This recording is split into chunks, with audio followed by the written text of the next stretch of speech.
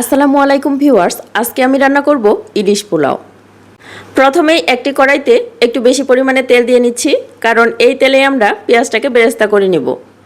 তেলটা খুব ভালোভাবে গরম হয়ে গেলে পেঁয়াজ কুচিগুলো দিয়ে হালকা আঁচে উল্টে পাল্টে এমন গোল্ডেন ব্রাউন হওয়া পর্যন্ত ভেজে নিব। এখন পেঁয়াজ বেরেস্তাগুলো উঠিয়ে নিয়ে সেই তেলেই দিয়ে দিলাম পেঁয়াজ বাটা। পেঁয়াজ বাটা তেলের মধ্যে একটু বেশি সময় নিয়ে ভাজতে হবে, যেন পেঁয়াজের কাঁচা গন্ধটা চলে যায়। তারপর আমি এখানে দিয়ে দিচ্ছি 4 টেবিল চামচ পরিমাণ টক দই।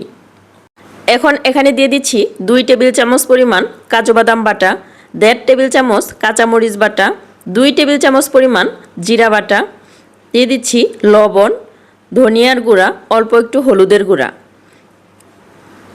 এখন মশলাটাকে খুব সুন্দরভাবে কষিয়ে নিতে হবে। যেহেতু আমি এখানে টক দই ব্যবহার করেছি, তাই এর স্বাদটাকে ব্যালেন্স করার জন্য আমি এখানে 1.5 টেবিল চামচ পরিমাণ চিনিও ব্যবহার করেছি। এখন এটা ঢাকনা দিয়ে ঢেকে মশলাটা খুব ভালোভাবে কষিয়ে নিয়ে দিয়ে দিচ্ছি ইলিশ মাছ।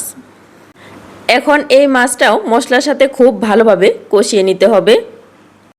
ঢাকনা দিয়ে ঢেকে মাছটা কিছুক্ষণ কষিয়ে নেওয়ার পর মাছটা আলতো হাতে উঠিয়ে নিব। যেহেতু ইলিশ মাছটা অনেক নরম মাছ, তাই সাবধানে ওঠাতে হবে যেন ভেঙে না যায়। এখন মশলাটাও আমরা উঠিয়ে রেখে দেব। পোলাও রান্না করার জন্য এখানে আমরা নিয়েছি চিনি গুঁড়া চাল, আপনারা যে কোনো চাল দিয়ে করতে পারেন। এই চালটা আমি খুব ভালোভাবে ধুয়ে কিছুক্ষণ ঝরিয়ে নিয়েছি। এখন একটি পাত্রে তেল গরম করে দিয়ে দিলাম এলাচ, দারচিনি এবং তেজপাতা। গরম মশলাগুলো হালকা একটু ভেজে দিয়ে দিয়েছি পরিমাণ মতো পেঁয়াজ কুচি, দিয়ে দিয়েছি 1 টেবিল চামচ পরিমাণ আদা রসুন বাটা। এখন যে চালগুলো ঝরিয়ে রেখেছিলাম সেই চালগুলো দিয়ে খুব ভালোভাবে চালগুলো ভেজে নিব।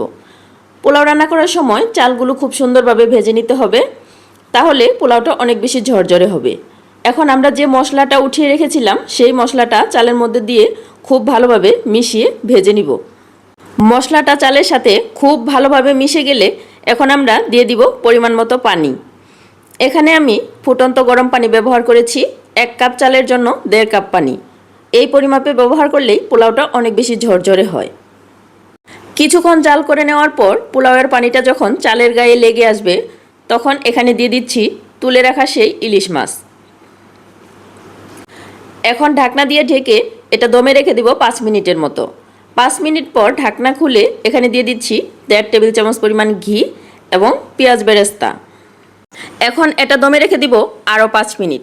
ঘি আর পেঁয়াজ বেরেস্তা ব্যবহার করার কারণে এই পোলাওয়ের ফ্লেভারটা অনেক বেশি সুন্দর হয়। 5 মিনিট পর ঢাকনা খুলে খুব ভালোভাবে নেড়েচেড়ে মিশিয়ে নিলেই হয়ে যাবে মজাদার স্বাদের ইলিশ পোলাও। আপনারাও চাইলে এই রেসিপি ফলো করে তৈরি করে নিতে পারেন দারুণ স্বাদের এই ইলিশ পোলাও।